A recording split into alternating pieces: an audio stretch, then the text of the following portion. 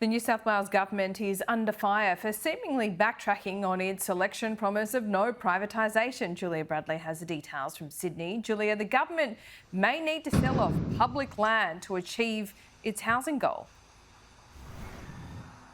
That's right, Laura. So revealed in a 2GB interview, the new Housing Minister, Rose Jackson, pushed on how the government is going to be able to meet its housing objectives without having to resort to a type of privatisation. This is something that the government refused to do during the election campaign. It was the main platform for New South Wales Labor.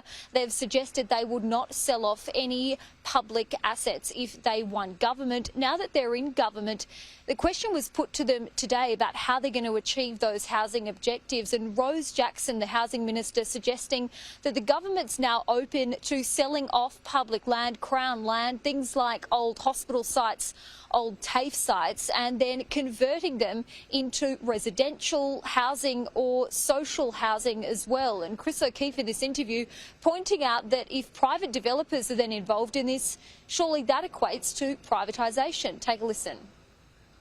Will the private sector develop it, or will the government develop the sites?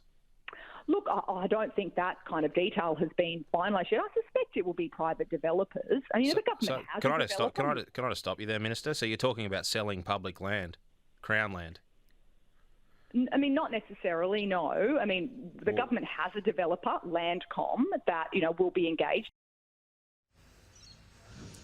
There seems to be a real sticking point for the new government. It's something that you pushed now Premier Chris Minns on prior to the state election, and he argued that it was not a form of privatisation. Privatisation as a whole? Yeah, privatisation. You're ruling it out? Right. Correct. Okay, so how are you going to implement your housing policy? Well, I mean, there's several elements to our housing policy. But your housing policy does rely on selling off land to developers. It's privatisation, isn't it?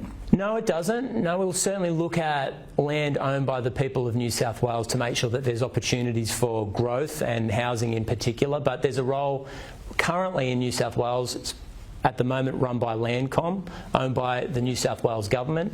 That land is obviously used for housing in the state, partnering with the private sector to build that infrastructure. But by no definition does that meet the technical definition of privatisation. Okay. I don't believe that it is. Privatising land and not projects. Is that a fair characterisation? Absolutely not. That land will be owned by the people of New South Wales.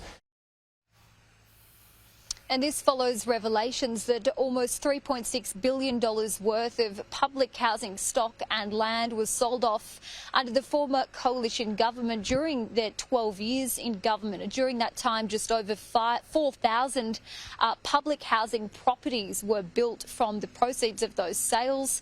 Rose Jackson, the new housing minister, now vowing to pause the sale of any public housing properties as the waitlist balloons past 100,000 people, Laura. We'll see where that goes. We'll speak to Mark Speakman very soon as well, the New South Wales opposition leader. Julia, thank you.